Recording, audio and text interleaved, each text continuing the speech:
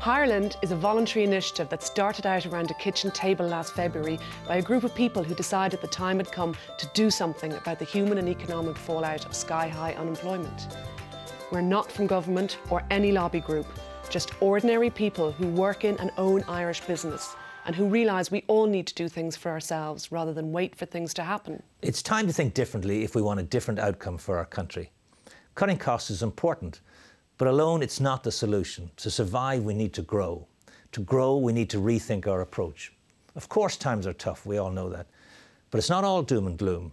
I spoke at a conference of 400 CEOs of small and medium-sized enterprises recently, in which everybody committed to create at least one job. The ripple effect of just one job is significant. Can you imagine the impact of thousands of jobs? We've all spent the past few years cutting costs. We had to, simply to survive. But none of us are in business just to survive. We want to succeed. And now is the time to invest in success. The people we hire are the most important investment we make. When we hire new staff, we send a message to our customers. We're telling them that we can do more for them. We also send a message to our competitors that we'll be able to do better than them. Finally, and most importantly, when we hire new staff, we send a message to our colleagues.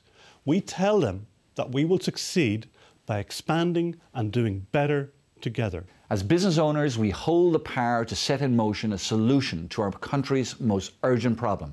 Your help is needed to make a fresh start and to do what only we can do. Kickstart a burst of re-employment and get Ireland's skills back to work, one job at a time. Hire one. There are companies who want to hire someone.